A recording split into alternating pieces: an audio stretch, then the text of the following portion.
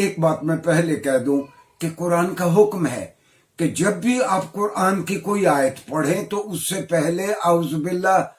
باللہ من الشیطان الرجیم پڑھ لیا کریں۔ ہاں، وہ جو قرآن کا حکم ہے وہ بھی میں عرض کر دوں، قرآن نے کہا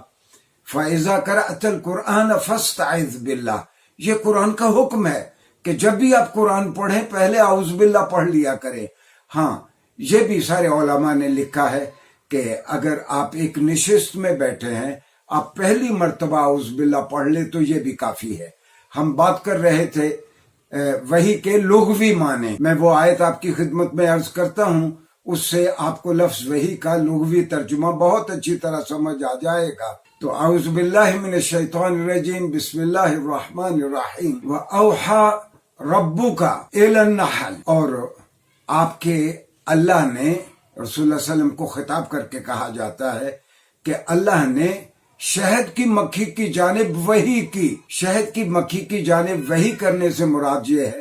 اللہ نے شہد کی مکھی کو سجھا دیا کہ اس نے کون کون سے پودوں پہ بیٹھنا ہے، کہاں کہاں سے اس نے شہد کے لیے میٹیریل اکٹھا کرنا ہے۔